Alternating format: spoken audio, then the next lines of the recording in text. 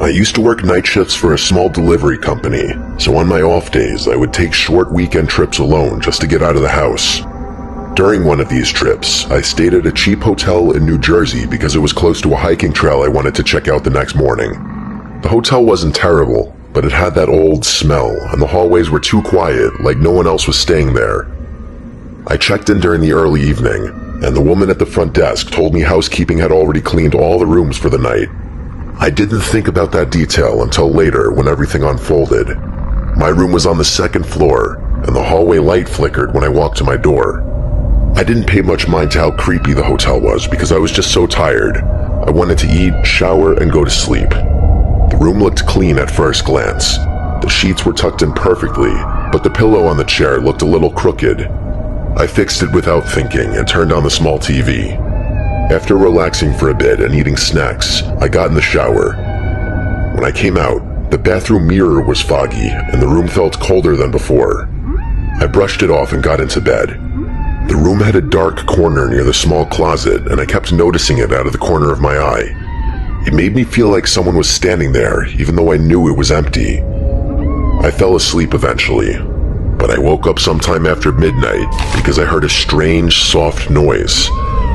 It sounded like something sliding on the carpet in the corner of the room. I opened my eyes slowly and listened. The room was dim because the curtains were thin and some light from the parking lot came through. I thought maybe I was imagining things because I was still half asleep. Then I heard a quiet breathing sound, not mine, and it was coming from near the closet. I stayed completely still because I got scared instantly. The breathing was slow, like someone trying to stay quiet but struggling. I told myself it had to be the air conditioner, but the unit was on the other side of the room, and it made a totally different sound. I didn't want to sit up because I was afraid of what I might see, but eventually I forced myself to. I slowly pushed myself up on my elbows and looked toward the closet. I couldn't see anything at first, it was just a dark corner. But then I noticed something that made my stomach twist. The closet door, which I knew I had left completely open after checking it earlier, was now slightly closed. Not fully, but enough that it looked touched. I stared at the gap and tried to listen. The breathing stopped the second I sat up, and that made me even more scared because it meant something or someone realized I was awake. I wanted to run out of the room, but I was frozen in place. After a minute of silence, I got up very slowly and walked backward toward the door while keeping my eyes on the closet. I reached for the doorknob, turned it carefully, and stepped into the hallway. The hallway was empty and felt even quieter than before. My heart was beating so fast I felt lightheaded. I went downstairs to the front desk, but no one was there.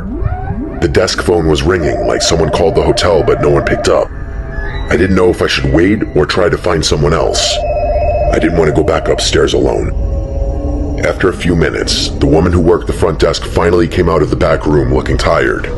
I told her someone was in my room. She looked confused and said housekeeping was gone for the night, and no one else had keys to guest rooms except for her and one older housekeeper who left hours ago. She offered to check the room with me or move to another, but she seemed so calm that it made me doubt myself a little. I asked her to come with me back to the room just to check. We went upstairs together. I expected to see the closet wide open or something messed up, but when we entered the room, everything looked normal. The closet was fully open again. The pillow on the chair was straight. Nothing seemed touched, even though I knew something had changed earlier. The woman checked behind the curtains and in the bathroom and under the bed, and she found nothing. She said maybe I had a nightmare or woke up confused, and honestly this kind of offended me, but I didn't want to argue with her because I was tired and embarrassed. So I decided to switch to another room down the hall. She gave me a different key and left me alone. I moved my stuff to the new room quickly and locked the door. I checked every corner twice before lying down again. I tried to sleep, but the fear kept my eyes open. It was only around 1 a.m. and the night felt never-ending. I kept listening for anything strange. After about an hour, I finally started drifting off when I heard something that made my entire body turn cold. It was the sound of a housekeeping cart rolling down the hallway very slowly. The squeaky wheels echoed down the hall. The problem was that it was way past housekeeping hours, and the woman at the front desk said no one else was working. I sat up in bed and listened. The cart's wheels stopped right outside my new door. I didn't move. I held my breath for a bit so I could listen. Then I heard something worse. I heard someone else breathing right outside the door, and it sounded exactly like the heavy, slow breathing I heard from inside the first room. It went on for almost a full minute. I wanted to run or call someone, but my phone was across the room on the desk and I was too scared to move. Then I heard a gentle knocking sound. Not with knuckles, but like someone pressing their palm against the door softly. They were feeling the door, not knocking.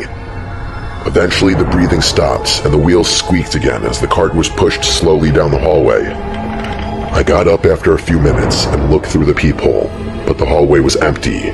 The cart was gone too. I checked my phone and thought about calling the front desk again, but I felt like they would think I was crazy. I locked the chain on the door, pushed the chair against it, and sat awake for hours. I kept thinking about the first room and the breathing. I tried to convince myself it was just someone on my floor messing around.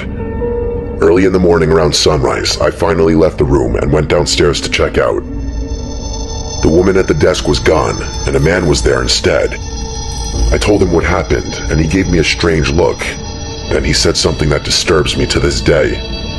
He said they had not had a housekeeper on staff for the last week because the woman who used to work nights just stopped coming in. He explained that either he or whoever else was on front desk duty would have to clean the rooms in the meantime.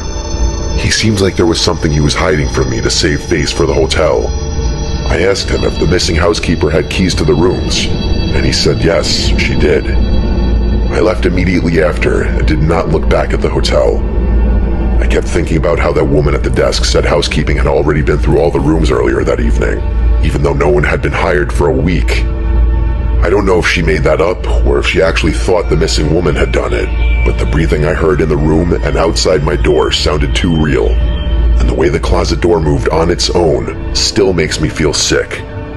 I think someone had been hiding inside that room before I ever arrived. I think they were still hiding somewhere in the hotel while I slept.